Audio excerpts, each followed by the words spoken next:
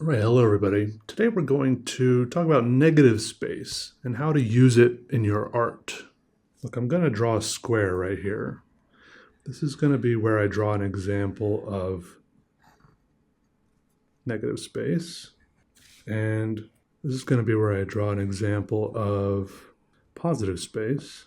And over here in this square is going to be some secret third thing. What if we want to draw a cloud, all right? This will be the line work. To draw the negative space, basically negative space is all the space that isn't the subject. In this case, the subject is the cloud.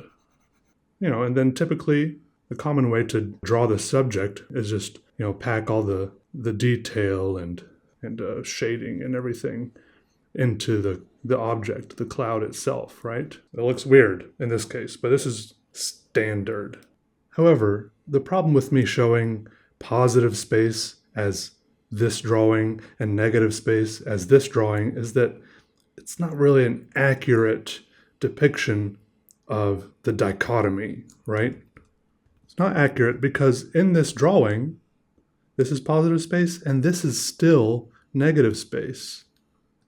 We'll call this NS, and this PS. And this is NS, and this is PS. They're both there in each drawing. It's just about which one you give the attention to.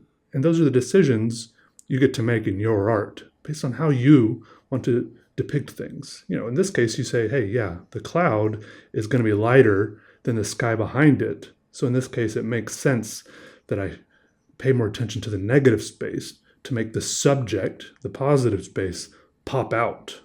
And this relates a lot to our previous tutorial, which I'll put a link to in the description, how to add more depth. This is also about space, about how things are oriented in the drawing plane, whether it's two-dimensional or trying to make it seem like it's three-dimensional. For example, in this little drawing, here is negative space, and here's some positive space.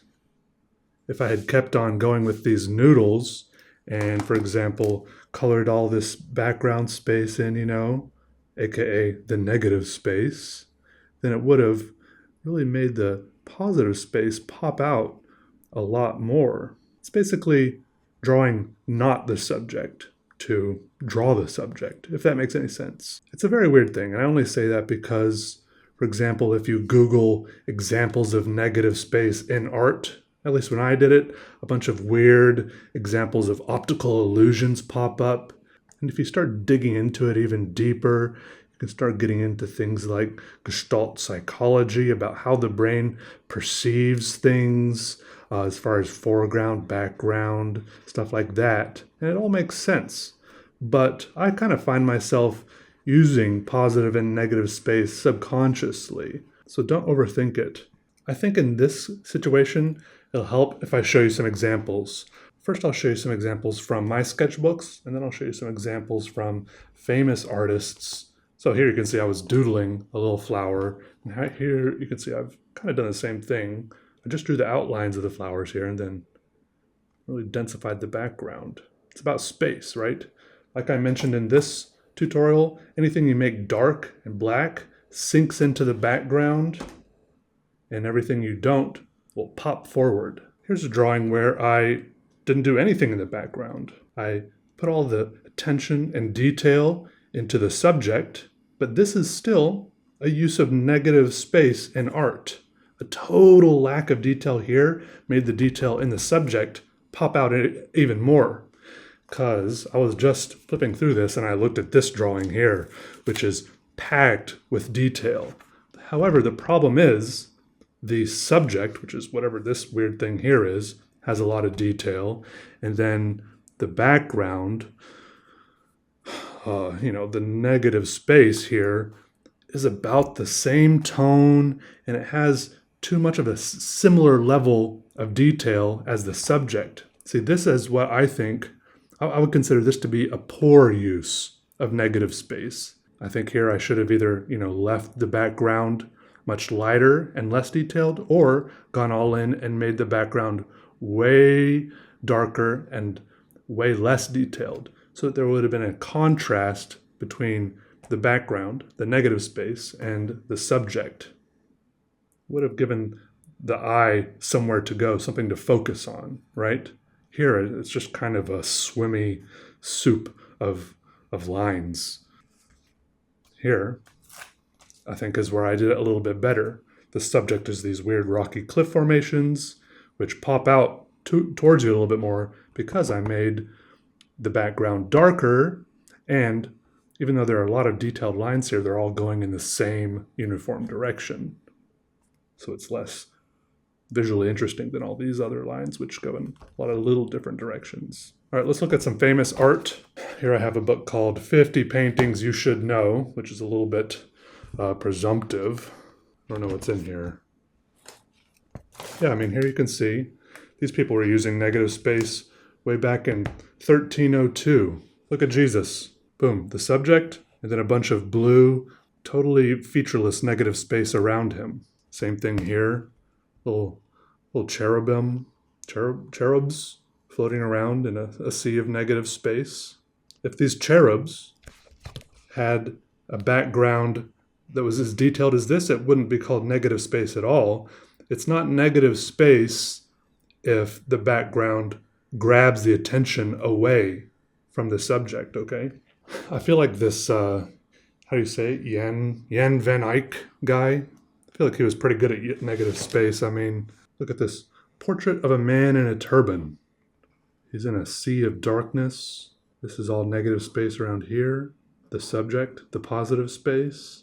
It's not always so simple to figure out when you get into the real world of art.